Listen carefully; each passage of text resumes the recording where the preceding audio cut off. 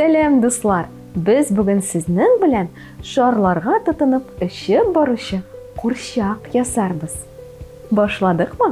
Бу кул эшләнмәсен ясар өчен безгә кәгазь тәлинкә, йомшак шарчыклар, җилем карандаш, ак җеп, пластилин һәм стека, гади карандаш, кайчы, яссы пыяла, зәңгәр төстәге катыргы һәм гади ак кәгазь бите кирәк булачак. Иң элек төсле катыргыны әйләндерәбез һәм аның арткы өлешендә кәгазь тәлинкә ярдәмендә әйләнә сызабыз. Әйләнәне кайчы белән кисеп алабыз.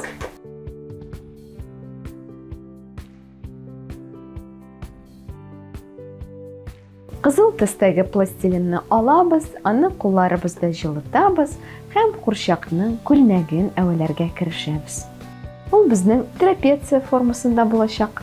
Стека безгә ярдәм итә. Күлмәкне түгәрәк нигезебезгә ябыштырып куябыз.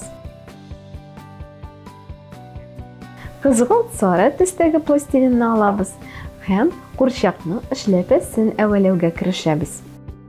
Түгәрәкне нигезгә ябыштырабыз һәм яссы пыяла белән өстенә басабыз. Эшләпәнең өске күләмле өлешен ясыйбыз. Эшләпәне ак төстәге тасма белән бизибез. Пластилиннан буйчык әвәлибез һәм аны эшләпәгә ябыштырып куябыз. Кызыл пластилин белән бизәп куябыз. Ул безнең эшләпәдәге матур чәчәк булачак. Крем пластилинны алып, курчакның чәчләрен ясыйбыз. Стека ярдәмендә чәчкә фактура кертәбез. Курчакның кулларын һәм аякларын ясыйбыз. Ак пластилинны алып, аның буйчык әвәлибез. Кирәкле озынлыкны билгеләп, буйчыкны стека белән кисеп алабыз. Курчакның бер кулы искә таба юнәлеп тора, икенче кулы кырыйга караган. Шул ук ысул белән курчакның аякларын да ясап бетерәбез. Буйчыкны әвәлибез, кирәкле озынлыкны кисеп алабыз һәм курчакка ябыштырып куябыз. Дуслар, менә шундый матур курчак килеп чыкты.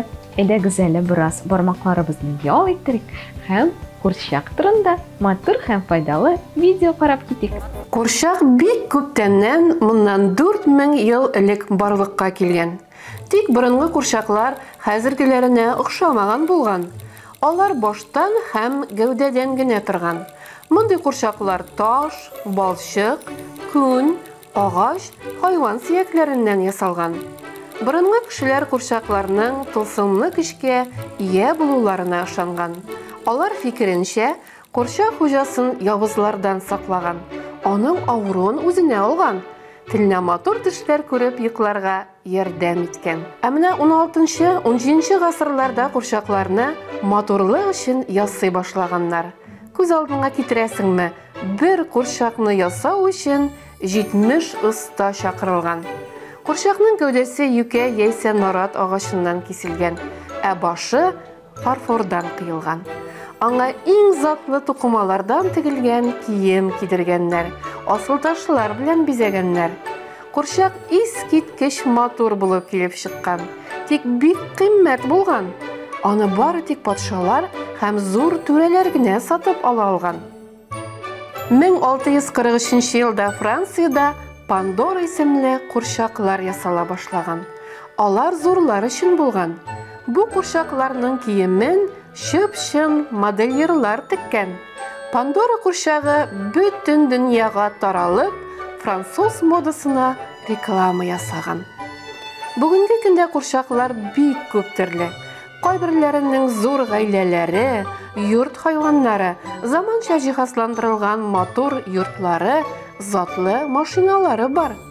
Ашый, юлый, көлә һәм хәтта суда йөзә ала торган курчаклар да күп. Ә кайберләре 7 катлы серле капсула эчендә яшерелгән.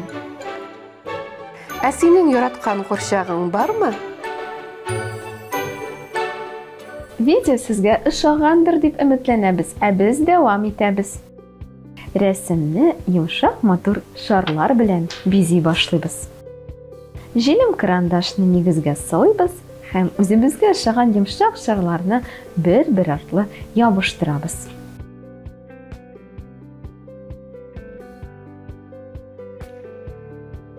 Шарлар ишеп китмәсен өчен аларны җептән тотып торырга кирәк. Без дә шарларга җепне ябыштырабыз. Моның өчен гади җепне алып, аны 2 см озынлыктагы кисәкләргә кисәбез һәм җилем карандаш белән нигезгә ябыштыра башлыйбыз. Җепнең бер ягын шарларга ябыштырсак, икенче өчен курчакның кулына тоттырабыз. Зәңгәр нигезебезне матур ак болытлар белән бизибез. Ак кагазны алып, аңа ак болыт сурәте ясыйбыз һәм кайчы белән кисеп алабыз.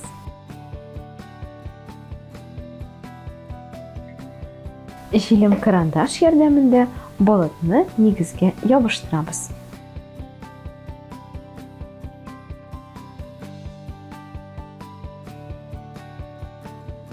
Дуслар, менә шундый матур кул эшләнмәсе килеп чыкты. Без аны пластилин, йомшак шарлар, гади ак кагаз һәм җепләрне кулланып ясадык. Сез дә безгә кушылыгыз.